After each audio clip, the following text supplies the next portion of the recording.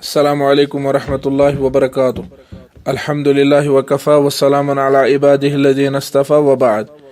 معزز سامعین کرام، اللہ تعالیٰ کے فضل و احسان سے اور اللہ تعالیٰ کے کرم سے آپ اس وقت الادیان والفرق کے اس مادہ پر خوارج کے عنوان سے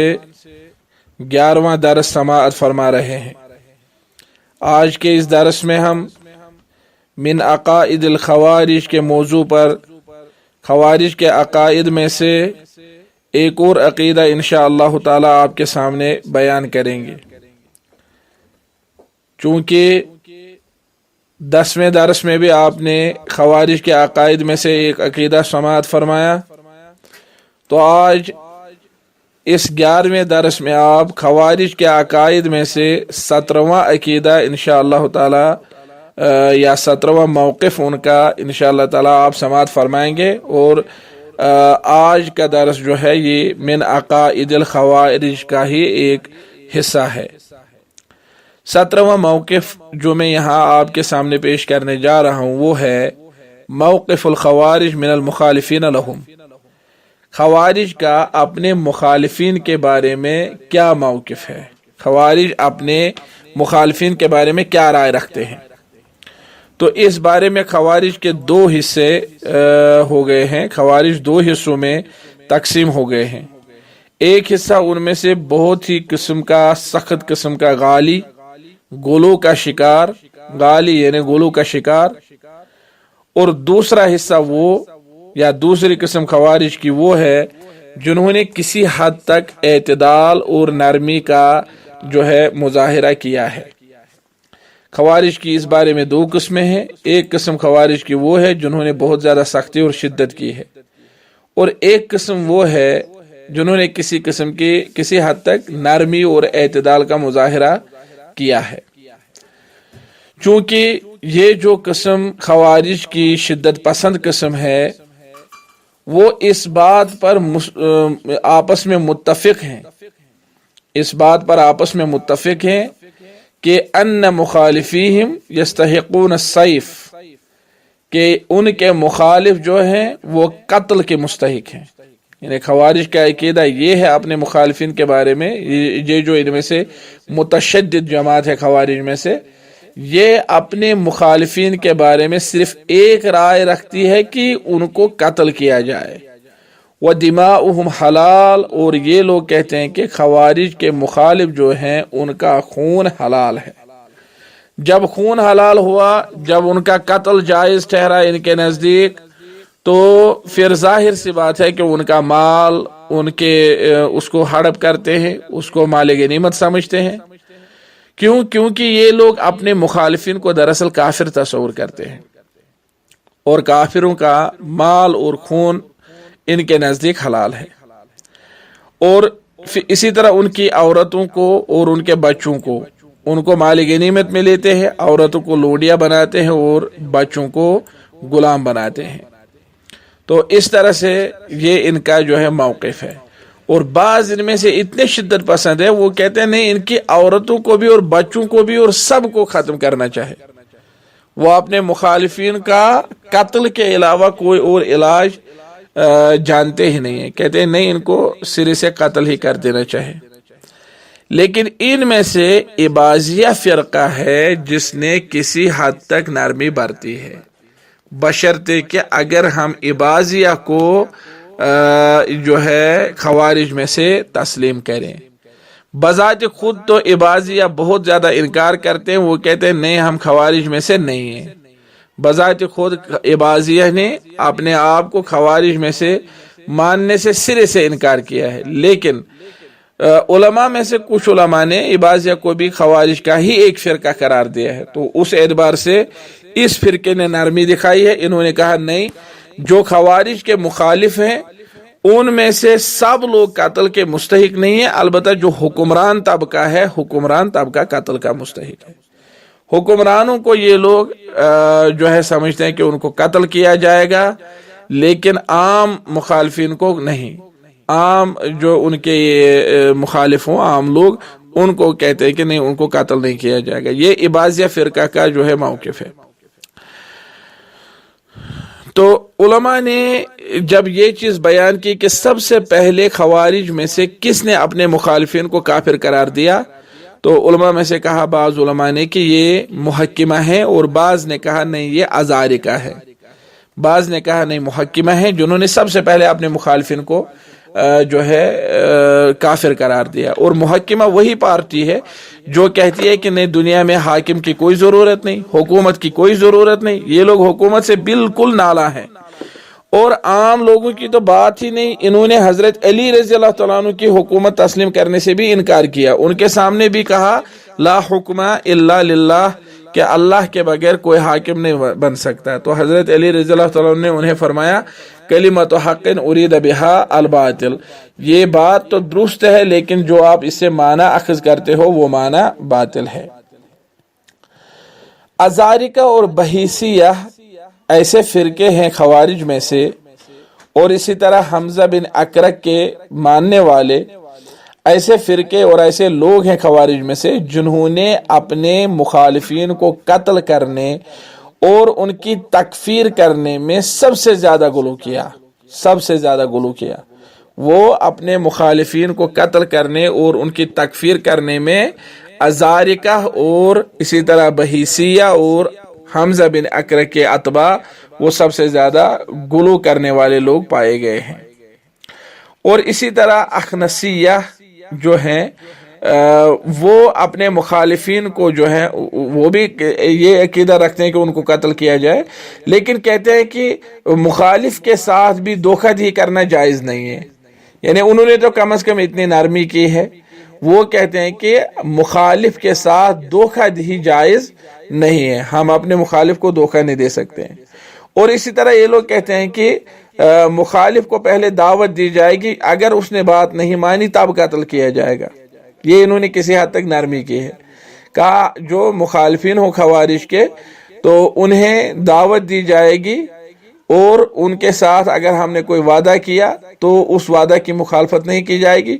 اور انہیں دعوت دی جائے گی، اگر انہوں نے بات مانی تو ٹھیک، اگر نہیں مانی تو پھر اس صورت میں ان کو قتل کیا جائے گا۔ اسی طرح انہوں نے یہ بھی کہا کہ خوارج کی عورتوں کا نکاح ان کے مخالفین کے مردوں سے کرنا جائز ہے، حالانکہ وہ مخالفین کے مردوں کو مشرک سمجھتے ہیں یا کافر سمجھتے ہیں، لیکن انہوں نے کہا کہ نہیں، خوارج کی عورتوں کا نکاح، خوارج کی عورتوں کو یہ لوگ مومن قرار دیتے ہیں اور مخالفین کے مرد جو ہیں انہیں مشرک قرار دیتے ہیں۔ لیکن یہ اخنسیہ فرقہ ہے، اور بعض بحیثیہ بھی ہے، ان میں سے بعض بحیثیہ کا بھی یہ خیال ہے، کہتے ہیں کہ یہ جائز ہے کہ مسلمان عورت کا مشرک کے ساتھ نکاح ہو، اور مسلمان عورت سے انہیں مراد ہے خوارج کی عورتیں، اور مسلمان عورت سے انہیں مراد ہے خوارج کی عورتیں، اور مشرک مرد سے انہیں مراد ہے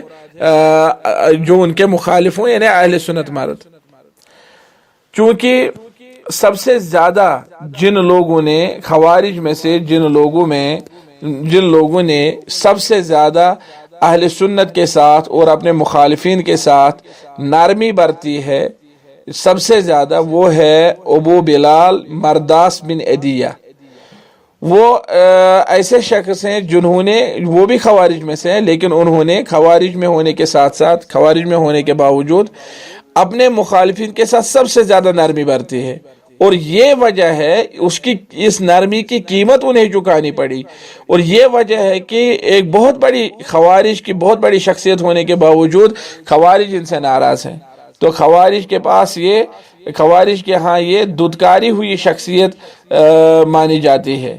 دودکاری ہوئی شخصیت۔ خوارج نے باوجود یہ کہ یہ بھی خوارج ہے، لیکن خوارج نے ان کو قبول نہیں کیا، دودکارا ان کو، کیونکہ انہوں نے اپنے مخالفین کے ساتھ سب سے زیادہ نرمی برتی ہے۔ تو یہاں تک جو ہے ایک عام خوارج کا جو موقف اور عقیدہ ہے عام مخالفین کے ساتھ۔ تو اب ایک اور نقطہ یہ ہے کہ خوارج کا کیا اعتقاد ہے یا ان کی نظروں میں کیا حکم ہے مخالفین کے بچوں کا، مخالفین کے بچوں کا۔ ایک تو مردوں کا معاملہ ہے، بچوں کا کیا معاملہ ہے؟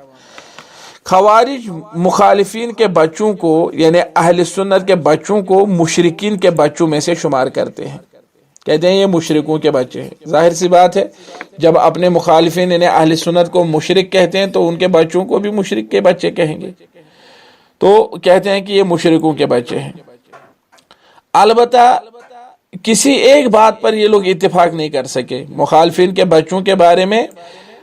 دنیا میں کیا حکم ہے اور آخرت میں ان کا کیا حکم ہے، کسی ایک نقطے پر یہ لوگ اتفاق نہیں کر سکے، لہذا ان کی کئی جو ٹولیاں ہیں یا ان کے جو کئی فرقے ہیں ان کے کئی الگ الگ نظریے اور ان کی کئی الگ الگ آراء ہیں مخالفین کے بچوں کے بارے میں۔ مثلا آپ ان میں سے ازارقہ کو لیجئے، اور ازارقہ اور خوارج کے دوسرے کچھ فرقے جیسے اجاردہ، حمزیہ، خلفیہ وغیرہ یا خلیفیہ وغیرہ، وہ کہتے ہیں کہ یہ جو مشرکین کے بچے ہیں یعنی اہل سنت، مشرکین ان کی مراد ہے اہل سنت، یہ جو اہل سنت کے بچے ہیں یہ اپنے باپ کے حکم میں ہیں، دنیا میں اپنے باپ کے حکم میں ہیں، یعنی جس طرح ان کے باپ کو قتل کیا جائے گا ان کو بھی قتل کیا جائے گا۔ ہاں، اور کہتے ہیں لا عصمت لدماء آبائہم، ان کے باپ دادا وہ جو ہیں ان کے خون کی کوئی قدر نہیں ہے، لہذا ان کے بچوں کی بھی کوئی قدر نہیں ہے۔ ہم فی حکم آبائہم، وہ اپنے باپ کے حکم میں ہیں۔ میں نے اسے پہلے بھی کہا تھا کہ ان میں سے کچھ لوگوں نے اس حد تک زیادتی کی، انہوں نے کہا کہ مشرکین کے بچے یعنی مخالفین کے بچے، حالانکہ حقیقت میں وہ اہل سنت والجماعت کے بچے ہیں، تو کہا ان کو بھی قتل کیا جائے گا، ان کو بھی نہیں بخشا جائے گا۔ کچھ تو کہتے ہیں کہ نہیں جی ان کو غلام بناؤ، لیکن کچھ کہتے ہیں نہیں، ان کے لیے بھی ایک ہی حل ہے، وہ ہے تلوار۔ تو انہوں نے کہا یہ اپنے والدین کے حکم میں ہے۔ جبکہ خوارج میں سے نجدات، صفریہ اور میمونیہ ایسی جماعتیں ہیں جو کہتے ہیں کہ نہیں ان کے بچے اہل جنت میں سے ہیں، لہذا ان کے بچوں کو قتل کرنا جائز نہیں ہے۔ وہ کہتے ہیں نہیں، یہ جو اہل سنت کے بچے ہیں یعنی ان کے نزدیک وہ مشرکین ہیں، کہتے ہیں یہ جو مشرکین کے بچے ہیں یہ بچے اہل جنت میں سے ہیں، لہذا ان کو قتل کرنا جائز نہیں ہے۔ کہتے ہیں بچوں کی کیا خطا ہے۔ عباضیہ ان میں سے کہتے ہیں ہم مسلمانوں کے بچوں ان کے ساتھ محبت کرتے ہیں اور مشرکین کے بچوں کے بارے میں ہم توقف کرتے ہیں، اور مشرکین سے مراد ہے ان کی اہل سنت والجماعت، اور مسلمانوں سے مراد ہے ان کی خوارج، یعنی کہتے ہیں ہم خوارج کے بچوں سے محبت کرتے ہیں اور مشرکین کے بچوں کے بارے میں توقف کرتے ہیں۔ اور ان میں سے کچھ عباضی وہ بھی ہیں جو مشرکین کے بچوں کو مومنین کے بچوں کے ساتھ ملانے کے قائل ہیں، یعنی جو کہتے ہیں اہل سنت کے بچوں کا وہی حکم ہے جو خوارج کے بچوں کا ان کے نزدیک حکم ہے۔ ان میں سے بعض لوگ کہتے ہیں کہ نہیں یہ جو اہل سنت کے بچے ہیں یہ جنتیوں کے خادم ہیں، اور بعض لوگوں نے کہا نہیں ہم توقف کریں گے تب تک جب تک وہ بالغ نہ ہو جائیں۔ تو علی کل حال اہل سنت کا جو موقف ہے بچوں کے بارے میں، اگر آپ اہل سنت کا موقف دیکھنا چاہیں گے،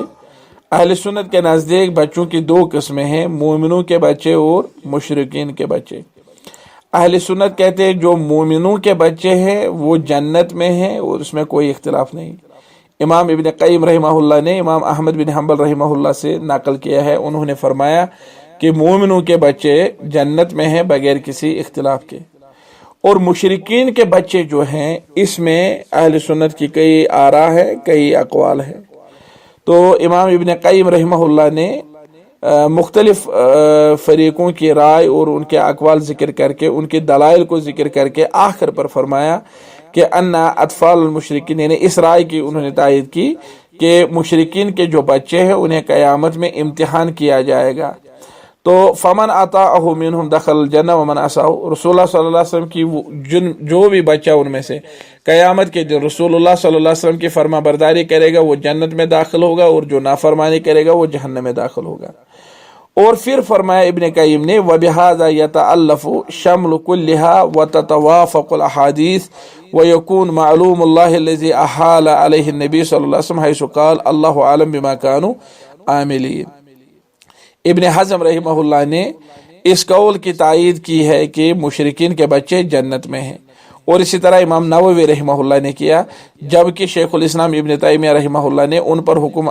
لگانے میں توقف کیا ہے۔ اور خوارج جو ہے، خوارج میں نے اس کے برعکس مومنوں کے بچے یعنی اہل سنت کے بچوں کو مشرکین کے بچے قرار دیا، اور اپنے بچوں کو وہ مسلمانوں کے بچے تصور کرتے ہیں۔ اور پھر آپ نے تفصیلاً سنا کہ کس طرح وہ اہل سنت کے بچوں کے بارے میں دو رائے رکھتے ہیں۔ کچھ لوگ ان میں سے کہتے ہیں نہیں یہ جنتی ہیں لہذا انہیں قتل نہیں کیا جائے گا، کچھ لوگ کہتے ہیں یہ اپنے باپ کے حکم میں مشرک ہیں، اور کچھ لوگ کہتے ہیں نہیں جی ان کو کسی بھی صورت میں قتل ہی کیا جانا چاہے۔ خوارج نے عورتوں کو قتل کرنا بھی جائز قرار دیا ہے۔ خوارج کا یہ موقف ہے کہ اہل سنت کی عورتوں کو بھی قتل کیا جائے، حالانکہ شریعت اسلامیہ نے میدان جنگ میں بھی عورتوں اور چھوٹے بچوں کے قتل سے منع کیا ہے، لیکن خوارج کا عقیدہ یہ ہے کہ عورتوں کو قتل کیا جائے گا۔ معزز سامعین کرام، مجھے امید ہے کہ آپ نے آج کے اس درس سے استفادہ کیا ہوگا، آپ نے غور سے سنا ہوگا۔ یہ 17واں نقطہ تھا خوارج کے عقیدے کے حوالے سے، اور انشاءاللہ تعالی مجھے لگتا ہے کہ یہ کافی ہے۔ اس میں سب سے پہلے آپ لوگوں نے سنا ان کا عقیدہ کیا ہے اللہ کے بارے میں، ان کا عقیدہ کیا ہے نصوص کے بارے میں، کتاب و سنت کی نصوص کے بارے میں، کیا یہ تعویل کرتے ہیں یا نص پر عمل کرتے ہیں، نص کو لیتے ہیں۔ آپ نے یہ چیز بھی سنی کہ ان کا کیا موقف ہے قرآن مجید کے بارے میں، صحابہ کے بارے میں، ان کا کیا موقف ہے مسلمانوں کے حاکموں کے بارے میں، کیا موقف ہے عام لوگوں کے بارے میں، کیا موقف ہے ان کا کبیرہ گناہ یا عام عاصی عام گناہگار کے بارے میں، کیا موقف ہے ان کا پولیس رات کے بارے میں، کیا موقف ہے ان کا، کیا عقیدہ ہے ان کا جنت و جہنم کے بارے میں۔ تو عقیدہ کے حوالے سے جہاں تک خوارج کے عقیدہ کی بات تھی، ان کے عقیدہ کے حوالے سے الحمدللہ آپ نے یہ نقطے آج تک سماعت فرمائے ہیں۔ مجھے امید ہے کہ آپ نے انشاءاللہ تعالی استفادہ کیا ہوگا۔ اللہ تعالیٰ سے دعا ہے کہ وہ ہم سب کو علم حاصل کرنے اور علم حاصل کرنے کے بعد اس پر عمل کرنے کی توفیق سے نوازے۔ اللہ تعالیٰ سے دعا ہے کہ وہ ہمیں خوارج اور اس طرح کے دیگر فرق باطلہ کے عقائد سے، باطل نظریات سے محفوظ رکھے، اور اللہ تعالیٰ سے ہم دعا کرتے ہیں کہ اللہ تعالیٰ ہمیں ان کے شر کو جاننے اور ان کے شر سے محفوظ رہنے کی توفیق سے نوازے۔ معزز سامعین کرام، مجھے امید ہے کہ انشاءاللہ تعالی اگلے درس میں ہم خوارج کے بارے میں یہ جاننے کی کوشش کریں گے کہ علماء اسلام نے خوارج پر کون سا حکم عائد کیا ہے، آخر خوارج کس زمرے میں آتے ہیں، ان کا حکم شرعی طور پر کیا ہے۔ لیکن اس کے ساتھ ساتھ یہ چیز بھی ہمیں جاننی ہوگی کہ خوارج کی جو علامات ہیں ان سے پرہیز کرنے کی بہت زیادہ ضرورت ہے۔ کہیں ایسا نہ ہو کہ نہ چاہتے ہوئے بھی ہمارے اندر کوئی ایسی خصلت آئے جو بعد میں ہمیں پتہ چلے کہ بھائی یہ خوارج کی خصلت تھی، حالانکہ ہمیں اس کے بارے میں علم ہی نہ ہو۔ تو اللہ تعالیٰ سے دعا ہے کہ وہ ہمیں ہر قسم کے شر سے، باطل فرقوں سے، ان کے باطل نظریات اور عقائد سے اللہ تعالیٰ محفوظ رکھے۔ وآخر دعوانا ان الحمد للہ رب العالمین، وصلی اللہ وسلم علی خیر خلق محمد وعلی آلہ وصحبہ اجمعین۔ السلام علیکم ورحمۃ اللہ وبرکاتہ۔